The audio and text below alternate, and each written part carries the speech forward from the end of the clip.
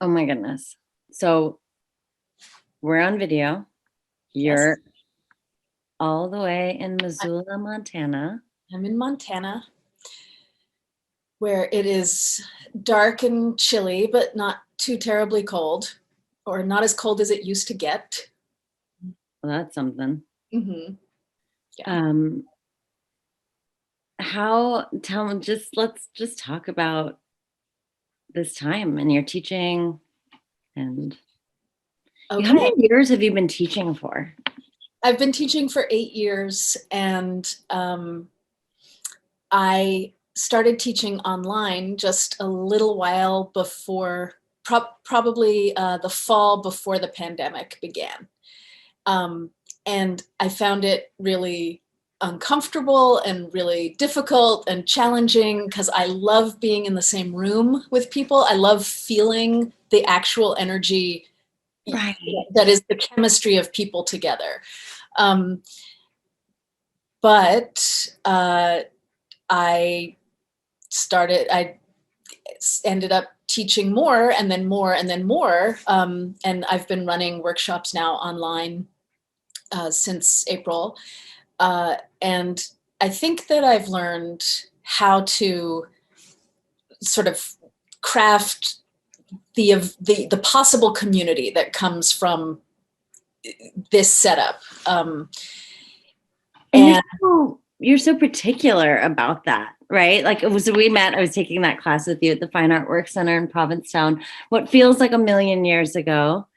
And you were like, okay, we're going to write in notebooks. You really set a set of parameters for to like create the space for the writing to happen. Yeah, to block everything else out, which is increasingly difficult, of course. Right. Is that part of your own writing practice, blocking everything else out? I mean, it is. I mean, it's very hard to discipline myself to do that, right. for sure. But when I do that, and I get even 5 minutes of that, like, just perfect blinkered concentration, something happens. And it's something that happens that can't happen in any other way. Like, I can't be like sitting on the couch in the living room with people walking in and out and the radio on and dinner, going. I can't write like that. No, Some I people, envy people who some people can can. write like that. Yeah, I can't either. But it's so hard and it's so boring to set up like you did, like sit with the boredom and then Yeah. and let that sort of buzz quiet so that you can hear what's underneath it, right?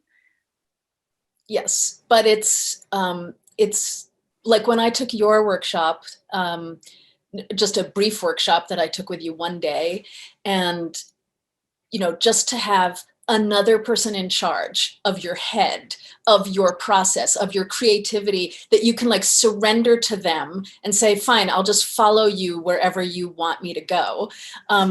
You gave a prompt or two, and I was instantly somewhere that I never would have put myself or found or um, disciplined myself to go. Yeah, and that was great. That's such a perfect way to say it, surrendering my brain to this. That's what I love about taking a class, for sure. Yeah. When did you know you were going to be, that you were a writer, that this was the thing that would help you through?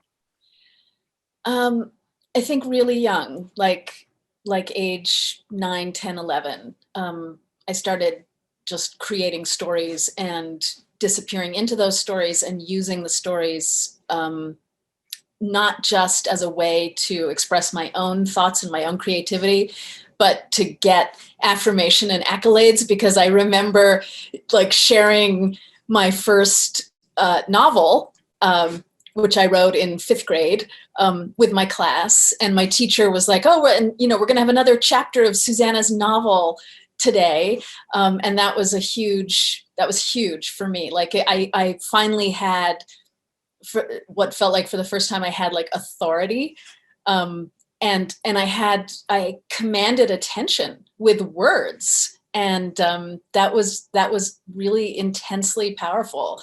And so, it just very early on, getting reinforcement for the thing that I love doing, that was the perfect blend to make me into a writer, I guess. Yeah. Do you remember the name of that novel, the title of that novel? I, I, I remember that the two protagonists were a pair of married tangerine slices.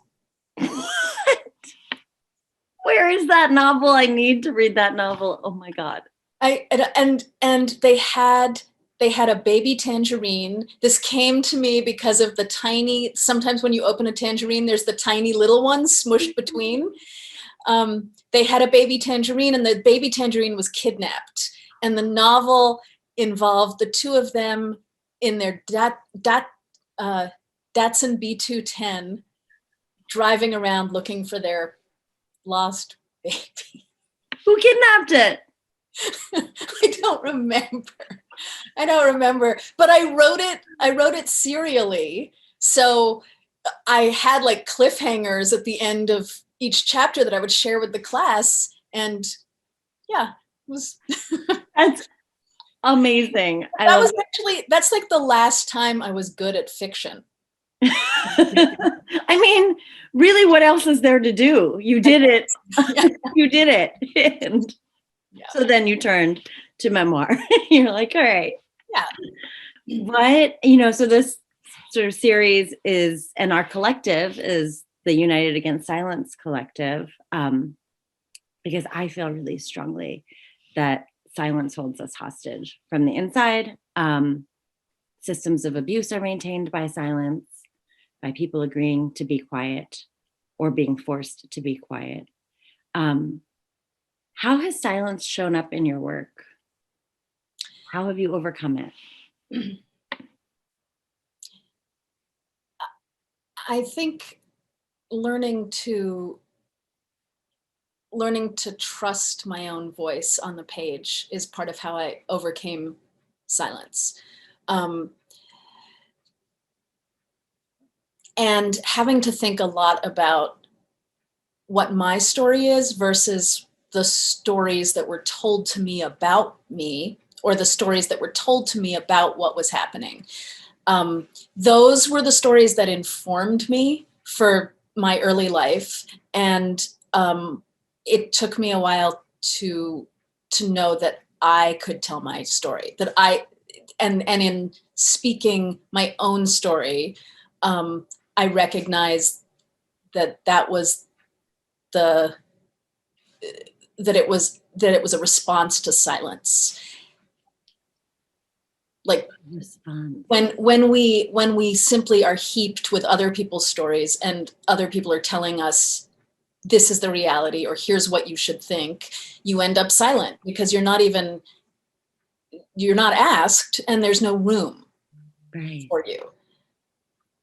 And what I try to do in my classes is to ask a writer, what is it you want to say? And sometimes people haven't been asked that. Yeah. It's really, really powerful and necessary work, but it's hard work, because then to be the first person to hear it is kind of a lot too.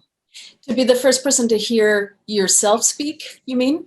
I mean, as a teacher, to be the first person to ask someone, what is it that you want to say? And then there's a sacredness to your workshops, to the spaces that you create, because it's like, okay, we quiet everything else and we surrender to this process of figuring out what we want to say. But as the facilitator holding that, where do you put it? And I know there isn't one answer. We talk about this all the time. Like, where do we put it?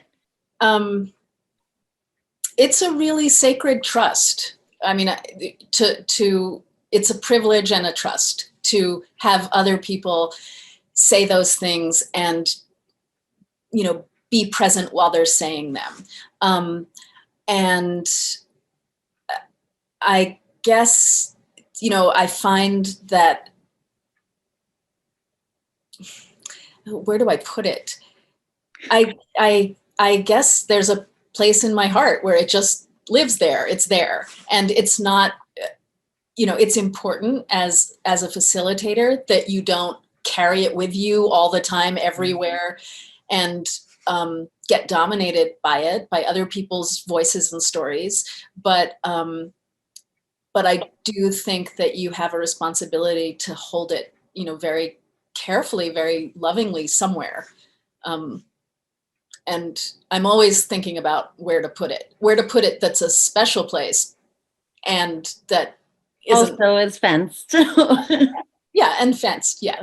Has teaching changed your writing at all? Would you say in any way, or your approach to it? It is hard for me to actively be writing while I am actively teaching, because my head is filled with other people's voices, and my head is filled with puzzling out, what a writer might need to face a certain challenge in her work, or what someone, what words someone might find helpful to get them through a dark place in their work. And if I'm doing that, I can't think about my own writing. Right. So I have to have times when I'm not teaching in order to be writing. I think one of the things that comes up for me when I'm writing, particularly memoir, is this like, but who even cares?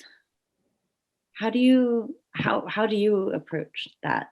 I mean, especially as women, we're always told like our stories are less valued, right? Less valued, right. Well, I approach it like this. I think, art, like making art matters. It makes you into a more vital and necessary human in the work of connecting with other humans. That's the first thing. And then the art itself matters to others. Like, there's a difference between just telling, like, here's what happened to me today, or here's what happened. Like, that doesn't necessarily have a lot of meaning or make a connection, even though it's real and it's true and it's part of your life. But if you, as an artist, if you're working with words and you're writing and you're finding the ways to show up emotionally, authentically, and really show vulnerability, that is surprising and provocative and inspiring to other people. And it teaches them that it's okay to be vulnerable. And if we had a lot more of that, we might all be safer in this world. But that's when my students say, why does, who cares about my story, or why does it matter that I tell this? That's what I say. Yeah, because it's first about process and then second about, product, or about the outward sharing of the thing. But when people come to class and they're like, I want to tell this story because it will help people, that tends to be, that while noble, that tends to be not a useful place artistically to begin, because you're not grounding in yourself, and you're not grounding in what is, your authentic emotional truth. You're concentrating on the audience first. And at least in memoir writing, I don't think that that's incredibly, I don't think that's a really useful place to start. Yeah. And it shows in your work, right? I mean, in both Her Last Death, but in She Matters, which is about friendships and about how you change really through all of these friendships, you're pretty hard on yourself. Not hard on yourself exactly. That's like a shorthand way of saying that you're interrogating like what your motivations were, and what, Yeah. And it's very compelling. And it also then, for me, inspired me to think about like, oh, my own, relationship to myself in relationship to other people. That's sort of right. I think the responsibility of anyone writing memoir is that she has to be willing to investigate herself in, and it will be uncomfortable. It should be uncomfortable. It's the uncomfortable places where you're gonna break it open. You're gonna learn the most, and you're going to take risks. And if you aren't willing to do that about yourself, you don't have much credibility when you try to do it about other people. Like if you want to tell the story of, a friendship, you have to be able to cop to your own stuff going on in that friendship before you can turn your attention to like who she was or how she did this thing or why that pissed you off that she did, or why that delighted you, the thing she did. But it's about credibility and a bond with the reader. Like you have to show the reader that you're willing to go there and not just point there. Yeah, not just point there. The other thing that's really stunning about your work is like the details, like this sort of setting.